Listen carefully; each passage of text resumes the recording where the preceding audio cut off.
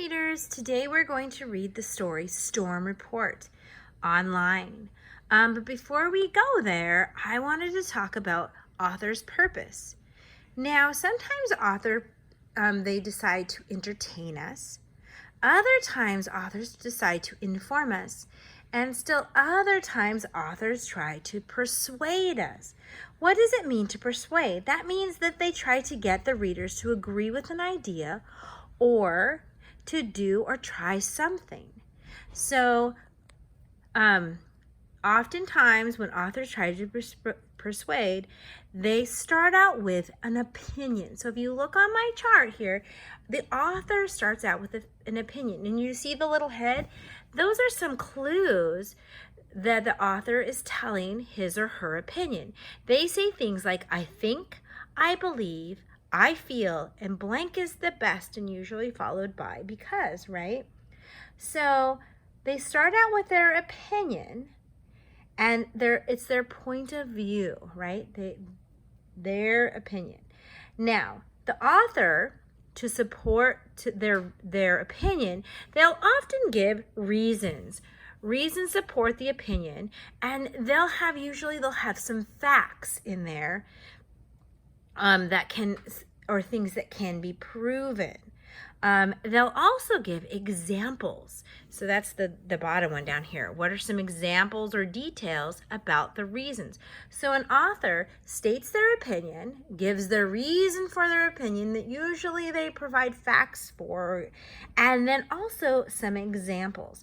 So today when we read Storm Report, I want you to look at that piece of writing and tell us if the author is stating their opinion, and maybe think about what their opinion is.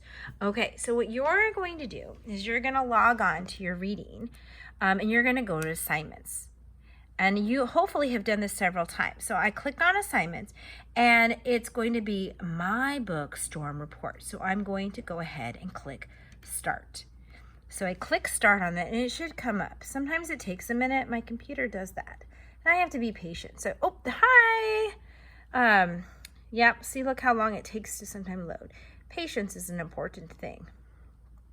Okay, so here we come, Storm Report. Now, I want to show you, do you see my Resolve carpet cleaner back there? Let me move that out of the way. Okay, so here we have, if you look up there, where it says More. I'm going to click on that. Click on More. Now, this is great. It has the audio is on. Now, right below that, it says Read Along, Highlight Off. I want to turn that on, so I'm going to click on that. So the audio is on and the highlighting is on. Now, below that is Zoom. Now, if you look at the page, it looks pretty good, right? You can mostly see everything in there. If I wanted to make it a little bit smaller, I'm going to use my arrow. I'm going to click, and it made it smaller. I also, for this particular reading, I want to make it have only one page. So I'm going to click on one page. And so you should see a screen like this. This is what I'm looking at. Okay. So now that I have this, and I'm sure you've used this feature before, I'm going to have the audio play aloud because it's going to show you, it should show you how it highlights. If it doesn't, I'll just go ahead and read it. So this person right here is the author of this story. So we're going to listen as the author, or as the audio plays and says the author's words. Here we go. Cross our fingers. Short read. Read together. Storm Report. Do you want to find out about storms? Then read a great book called Big Storms. It is about all kinds of powerful storms. Big snowstorms are called blizzards. There are even big dust storms. You will see exciting photos of real storms. One picture shows a huge bolt of lightning. Another one shows a blizzard. The snow is up to the windows of the houses. Okay, before we move on, and I'm going to have to arrow over, but before we move on, This piece of writing, is it a fact, opinion, or persuasive writing? If you said persuasive, you're right.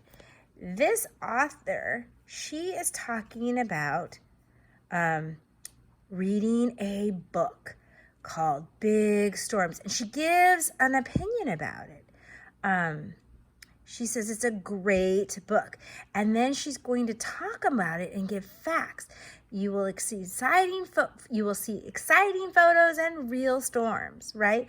So it's giving some examples and to support her opinion that it's a great book, right?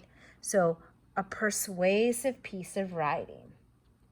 Okay, so now I'm going to go to the next page. So I'm going to arrow over, click my arrow, and then, hi, I'm there again. Okay, so now I think I want it to be a little bit bigger of a picture, so I'm going to zoom out. There we go. That's better, right? You can see more of the picture.